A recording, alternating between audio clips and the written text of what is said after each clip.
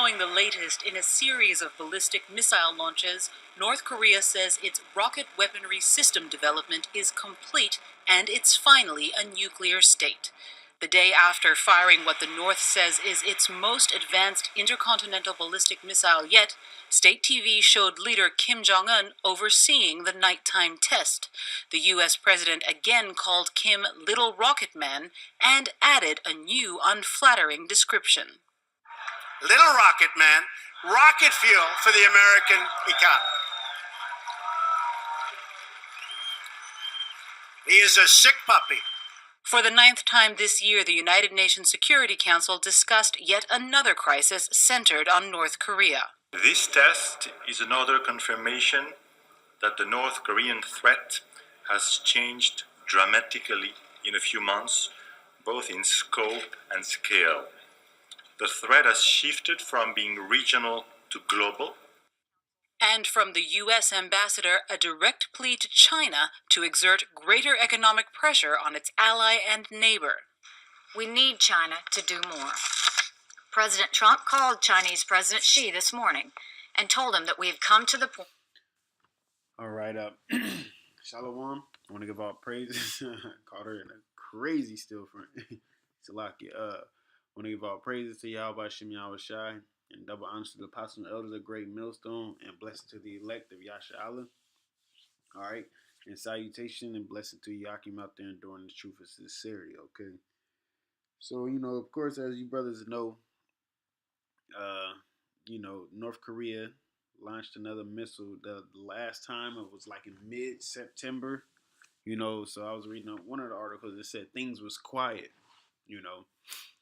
Things was quiet, and I'll put this video in the description box because I know they talking about, and within this video, something about pushing towards more peaceful, whatever. It's America, man. Okay? America, the big bully, whatever. America, the fucking terrorists, really. They go around calling every other country terrorists when really they the terrorists. All right? Hey, but that's the greatest trick that the devil pulled, man. The greatest trick that the devil ever pulled was convincing the world he didn't exist. So as long as they calling everybody else a terrorist, nobody's pointing fingers at them. All right? So, but with that, it's prophecy, man. It's inevitable. All right? Meaning it's bound to happen. Okay? It is bound to happen. A third world war is bound to happen, man. All right. And like I said at the beginning, no chess game is won in one move. It's the catalyst to that final move. All right.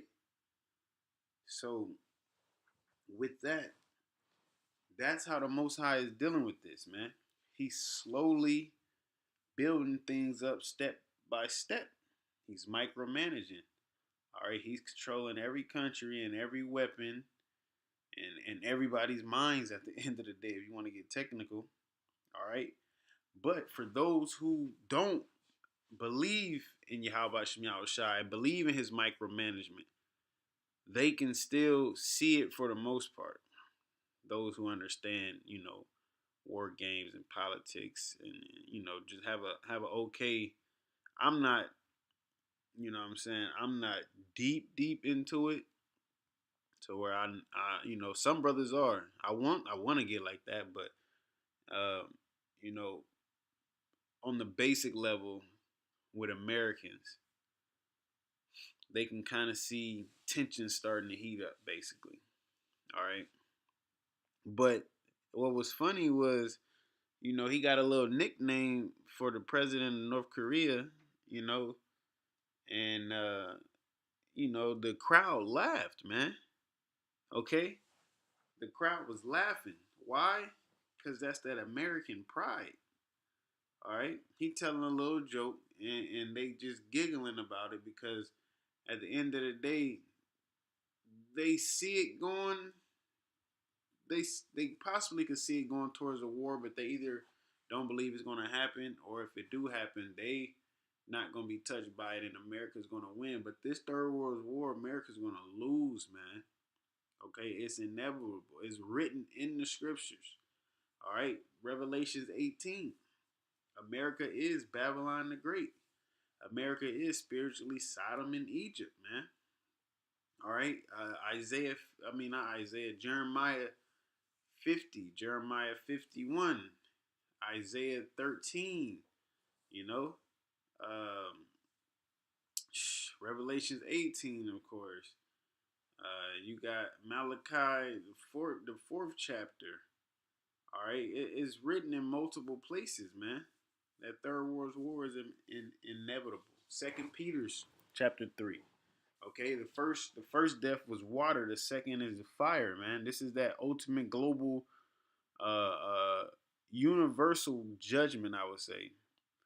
All right, because after this judgment of thermonuclear fire come about, is going to be the kingdom of Yashala joint heirs with Yahushua, man. Okay, so let me get a few scriptures right quick. This is Joel 3 and 9.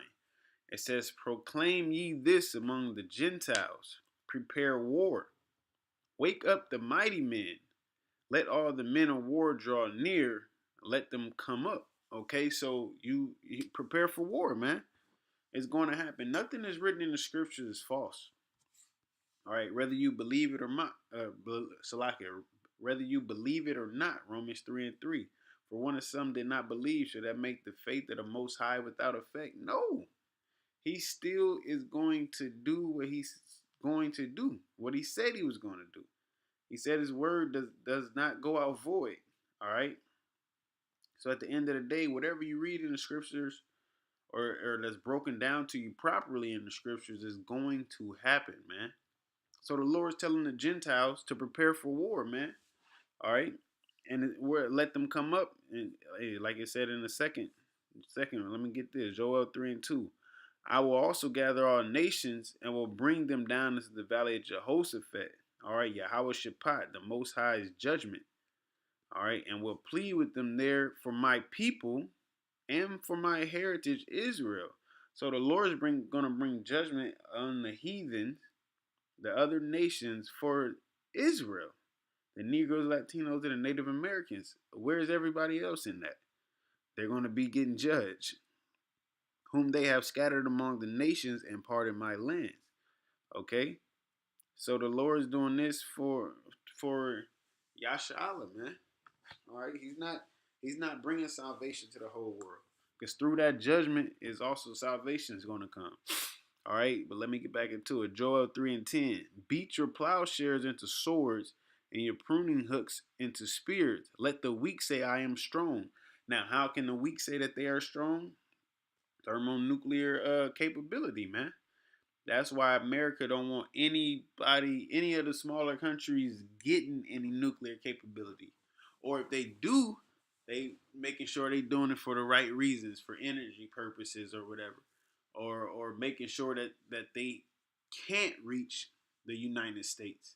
Because that's what all this fuss is about, is the fact that their North Korea is optimizing their nuclear program. Basically, it's getting better, okay, to the point where it can reach the U.S. now. So they see it as a bigger threat. All right, but they have missiles that can reach whatever country. Why can't another country have missiles that can reach? What if that country, you don't think that country feel threatened by you? All right, you are the only nation, okay, the only country in history that have used it on another country, man. All right, so you should be, the most looked at. You shouldn't have any. All right, but here it is. You're the only country that used it, but you don't want any other countries to possess it. All right, hypocrite. Okay, verse 11, it says, "Assemble yourselves and come, all ye heathen, and gather yourselves together round about. Thither cause the mighty ones to come down, O Most High, Yahweh. Let the heathen be wakened and come up to the valley of Jehoshaphat." Jehoshaphat, as I said, in the Hebrew, is Yahweh SHAPAT, which is, Yahweh's judgment. All right. It says, "For there will I sit to judge all the heathen round about." So that's when he's going to bring about that judgment, man. Put ye in the sickle, for the harvest is ripe. It's the time. Okay, it's the time. Ecclesiastes 3. There's a time and a season for everything, man. All right. Matter of fact, why not? Why not grab it? Because it shows you that, like, they all giggling and laughing right now. Okay, it's gonna come a time where they're not gonna be doing that, man. Ecclesiastes 3:1. To everything there is a season and a time to every purpose under the heaven.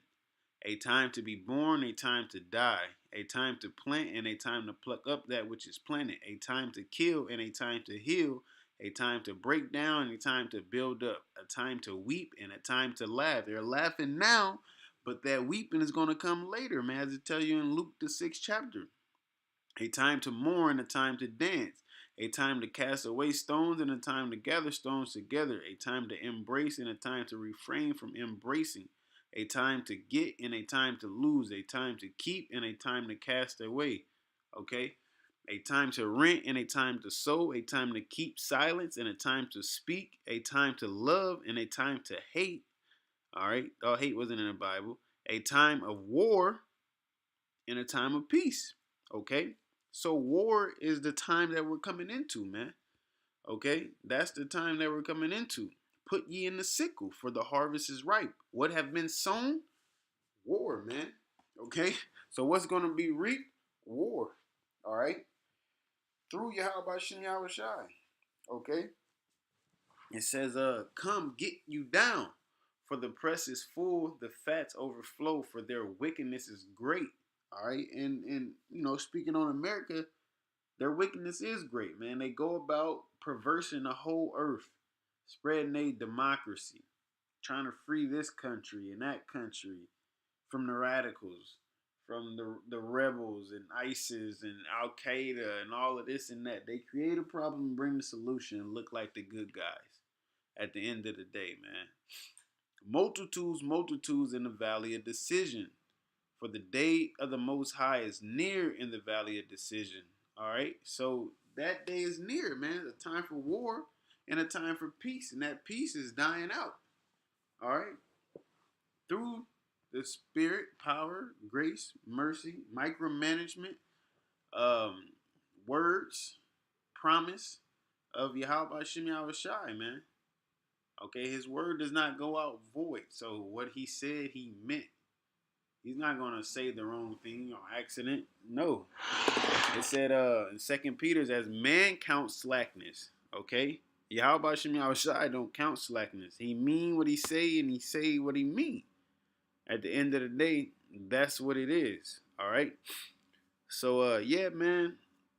Just a real quick lesson, man. Prophecy, man. Prophecies. They must come to pass and they must be spoken about. And they must be spoken about to warn the people. Okay, so with that, man, call law Yahweh Shem Yahweh Shai.